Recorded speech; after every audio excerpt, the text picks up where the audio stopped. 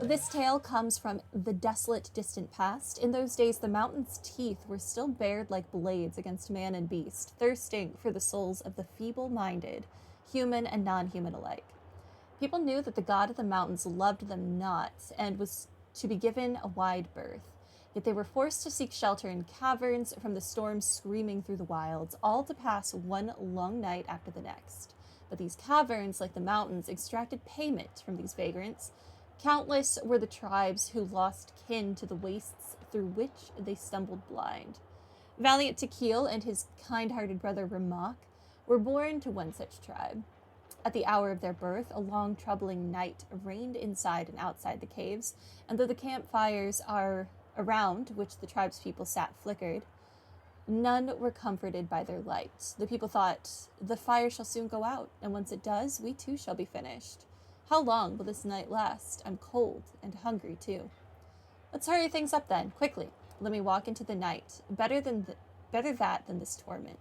Oh, you poor children, you poor, poor children."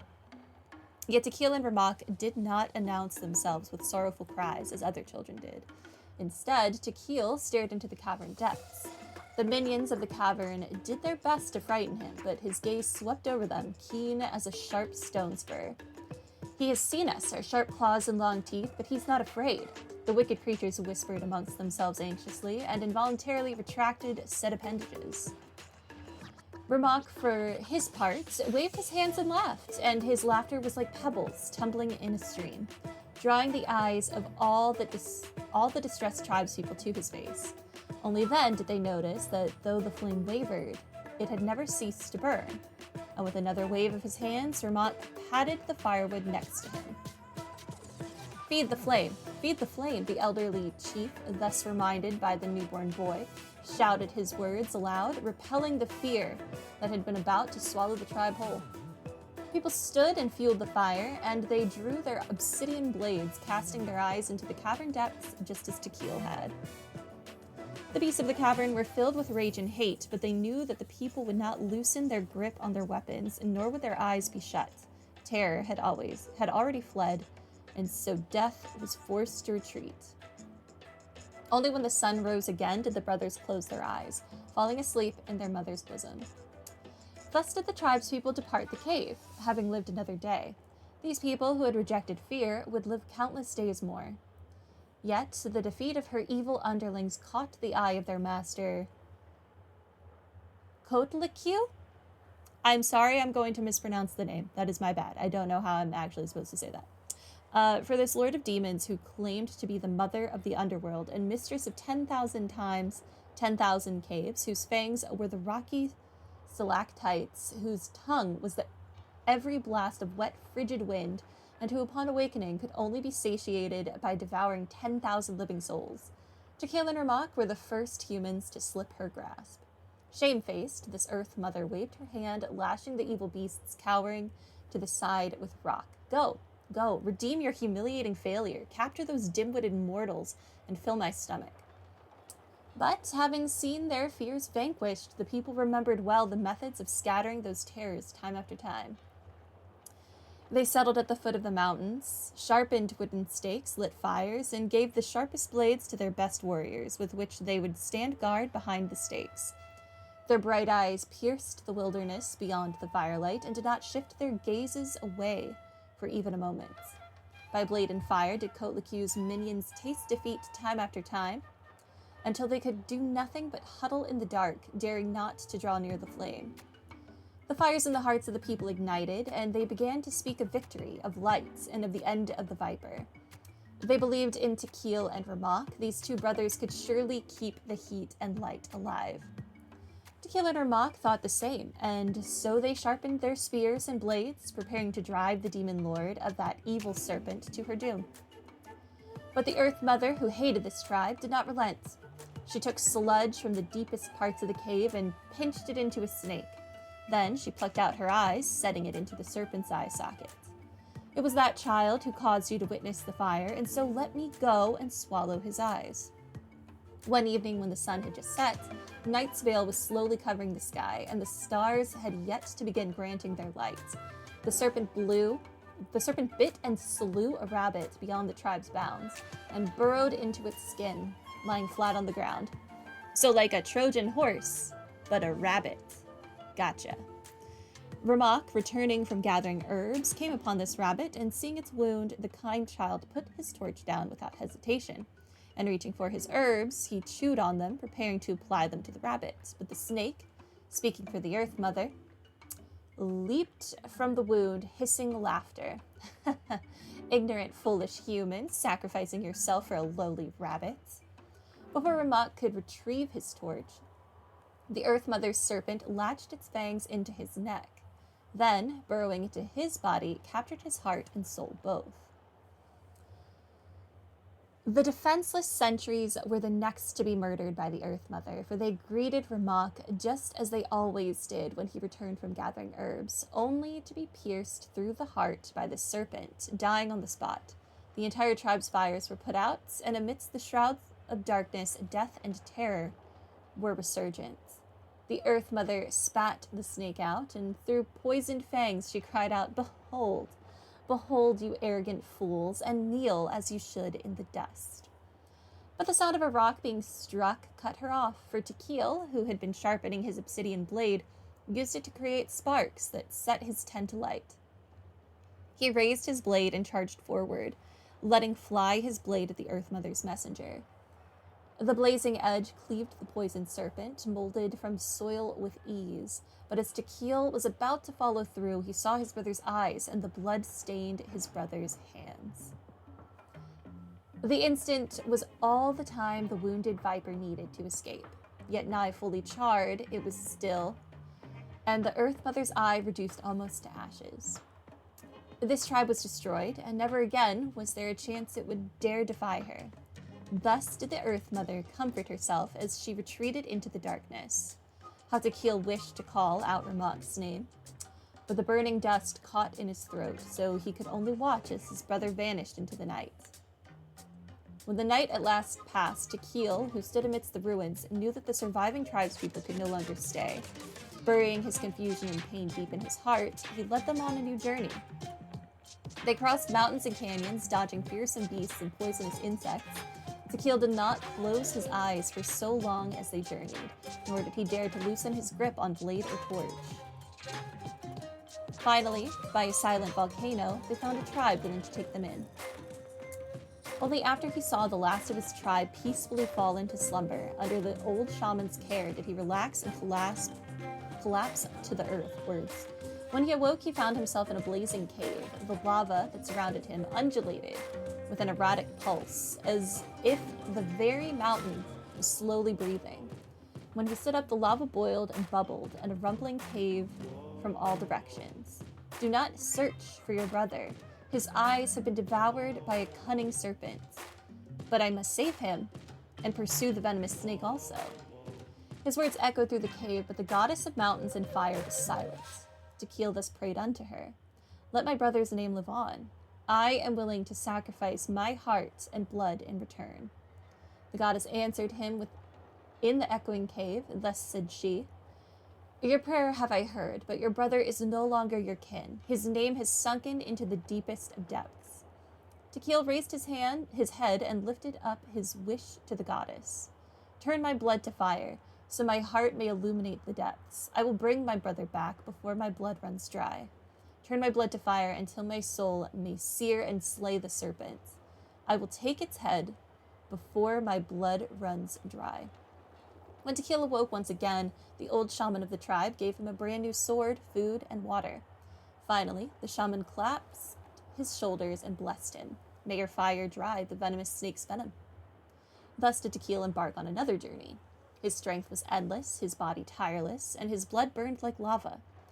He crossed grassy fields and snowy peaks, deep valleys and high mountains, and the goddess of mountains and fire showed him the way, with falling rocks and the cracks in cliffs. Thus did Tequil stride forward without hesitation.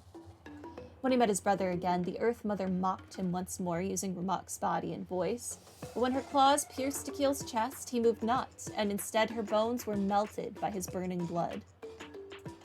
Tequil stared the vicious demon lord down, and said in a loud voice, My brother is gentle of heart. He would surely have made this land a better place. Yet you have affronted him with your poison, smothered his virtue, slaughtered those who had faith in his virtue. Die, you despicable venomous insect, die here. As he roared, Tequil's blood stained his obsidian blade, turning it red hot in an instant. The Earth Mother watched in terror as her shell, bones, and soul were sundered. She wished to scream, to buy but a moment in which she could unleash her claws and tear Tequil to ribbons. But she could make no sound, for in the fire's light, the silent soul to whom this body once belonged awakened, and that soul cried out to his brother, I do not wish to see your blood be reduced to ash, but I have seen the light of your heart and spirit. Remember my name, brother. As long as you remember me, I will never have left.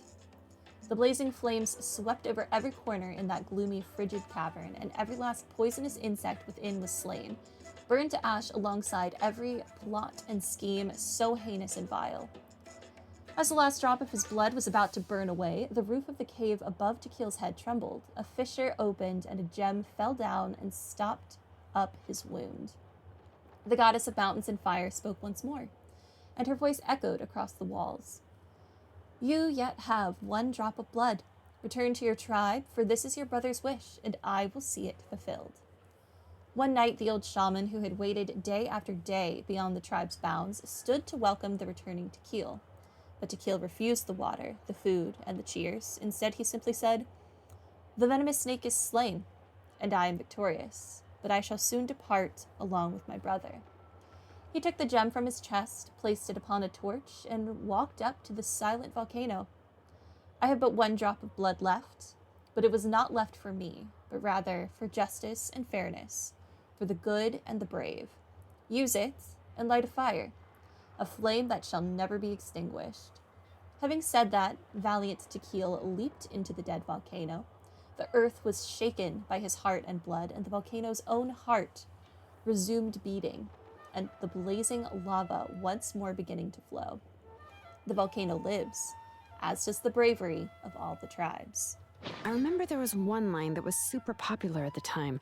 If I still remember right, after being possessed by the goddess Coatlicue, Remox said, Definitely mispronounced her name, my bad. I do not wish to see your blood be reduced to ash, but I have seen the light of your heart and spirit. Remember my name, brother. As long as you remember me, I will never have left. So what about the other version of the story? Oh no, am I going to have to read another story? The other version was released only recently. The author heard a suggestion from someone and suddenly decided to try and make a stake in the fairy tale market, so the story was revised. In the revised version, the brothers killed the demon lord together and both survived. According to the author, this gave the story a happy ever after kind of ending. However, the revised version was not well received. After a month on the market, it had hardly sold any copies, and the books were collecting dust on the store shelves. If the brothers didn't die, how did he make the unending fire? The store owners desperately tried to get rid of the book, and have resorted to all sorts of promotions and discounts to sell it. Even now, the only edition of To Kill the Brave you can find in the market is the newer one, whereas the older edition is nearly impossible to find. Anyway, I couldn't bring myself to give such a poorly rated book to Nechka, so I spent a few days looking and managed to find a few copies of the old edition in a warehouse. I picked out a copy that looked relatively new and wrapped it up as a present for Nechka. If you're interested, I can give you this extra copy to read. The pages are pretty old though, so please be gentle with it. Oh, and here's a copy of the newer edition too. They gave me a free copy when I went to buy some chocolatl. So that's how they're trying to sell off the book. Could it really be that bad? Even Paimon's curious now. Rewriting old fairy tales is always hit or miss. Usually miss. Unless it's like, I don't know. I think I prefer like Disney's retelling to some of the original fairy tales. Like in the original, like Little Mermaid, she gets dissolved into bubbles. I like her getting a happy ending instead of, dying. So I understand why this author would want to rewrite this fairy tale. But that's two more for the collection. Let's get going. Celesoli lives pretty far from the tribe, so it'll take us some time to get there.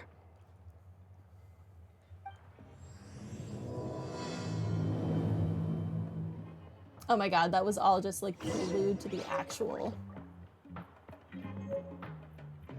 quest. No. 30 minutes of prelude. Why? My free stuff. Okay, where the heck am I going? Out there? This is probably the closest teleporter. Mine. Down here. Doo, doo, doo. I'm coming.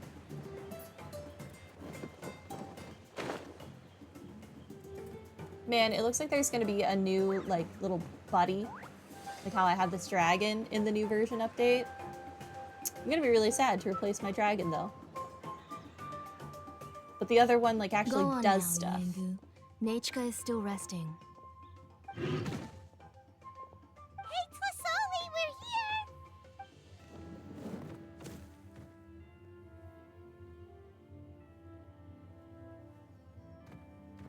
Oh, what a surprise. And even Xilonen is here too. We came to visit Nechka. Oh, it's been a while since I've seen you, Auntie. I received Nechka's letter. She wanted a copy of To Kill the Brave, right? Well, I've brought the book for her. There are several editions of the book in Natlan, and I wasn't sure which version she'd prefer. I asked a messenger from the Scions of the Canopy.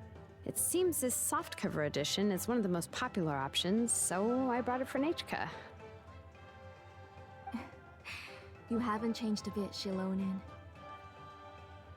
Let's go inside. I was just boiling some chocolatl, so you can all try some. Xilonen used to love drinking chocolatl. When she was little, she would always have several cups every time she came to visit me. Hello, Chloe. Welcome to stream. I'm pretty good. How are you? You were already a big girl by the time I finally had my Nechka. Alright, for now let's... Oh, Oh, Auntie, let's go inside.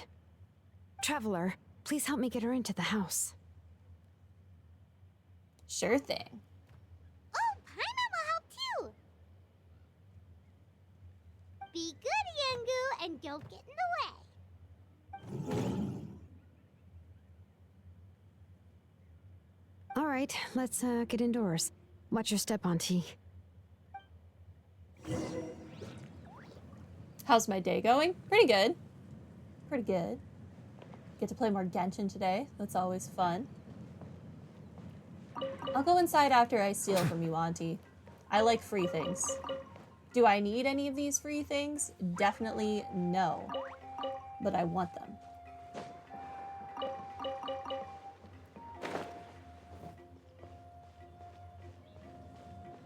Now I'll go inside. And Niviette's trying to climb your house, so that's something. sorry. Nechka's illness has been flaring up recently, so I was up for a few nights. I suddenly started to feel dizzy in the sun. I hope I didn't scare you. Have a seat.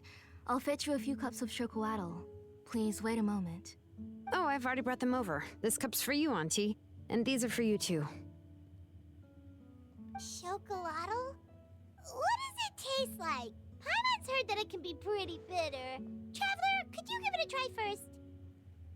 Oh, don't worry. Auntie always adds a lot of sugar. It won't be bitter.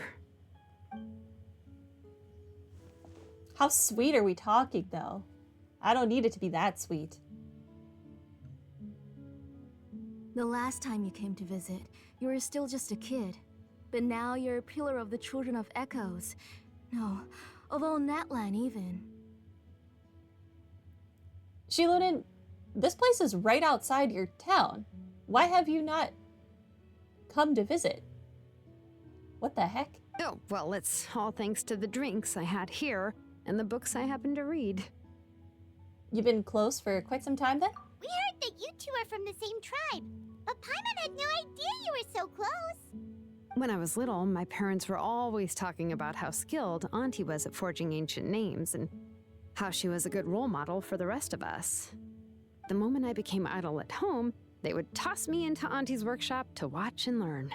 Then I would have your parents go back, boil you a pot of chocolatl, and let you play in the house. Yeah, and then I would drink and listen to you banging away with your tools in the workshop. But eventually, she moved out of the tribe to find some more space, and I didn't have the chance to visit again after that. But why did you seem so familiar with the place when you went to the kitchen for the drinks just now? Because the layout of this place is identical to her old house. Let me see. Yeah, that should be Nichka's bedroom then. So you move, but you recreate the same house? Kind of defeats the fun of moving. That's right. I remember you used to hunker down in the room to read and draw. But you're all grown up now. Even if you wanted to live here, I'm afraid you've already outgrown Nichka's bed. Xilonen seems just like an older sister to Nichka. That's how Nichka sees Xilonen, too. Whenever she's feeling better, she always asks me when her pen pal sister will be coming to visit. Why have I mentioned no self-promo? Because I got tired of people trying to sell me art in stream. Well, yeah, I'm here now, and even brought a gift as an apology. I'll leave the book here. You said Nichka asked you for the book? I hope it wasn't too much trouble to get. Really, I'm surprised that she even asked you for a present. When she's at home, she'd even ask me for permission to eat some snacks. Maybe I've been too strict with her. She's obviously starting to like her big sister more than her own mother. Oh, really? Well, I'd say I really haven't done enough to deserve the title of Big Sister. Yeah, I wasn't able to help her when she was sick, and I didn't even come and visit her that many times. Well, the only thing I have been able to do is to help her find some books. Don't be too hard on yourself, Xilonen. You have great responsibilities as the name engraver of the tribe. We both know you are far too busy to take care of her. The responsibilities on your shoulders also became far heavier when I gave up on my work. You just had more important things to tend to, Auntie. No one in the tribe blames you. We all know that Nichka needs her mother's care. Yeah, and Auntie, you have some serious bags under your eyes, so it looks like you need to be getting a lot more sleep. But that doesn't change the fact that I gave up on my work. And even now, I still have not found the courage to pick up my hammer again. I'm sorry to leave you to shoulder all the responsibilities alone, Xilonen. Oh. Whoa, why so somber all of a sudden? Don't be so sad, everyone. Hasn't Nichka gotten better lately? Oh, relax, Auntie. I can handle the work. But once Nichka is back on her feet, you should get back to work and let me have a vacation. You'll be the one who's busy then, and I'll be sitting at the side drinking chocolatl and cheering you on. If that day really comes, you can have as much chocolatl as you like. So, how did Nichka get so sick? Is her condition really that serious?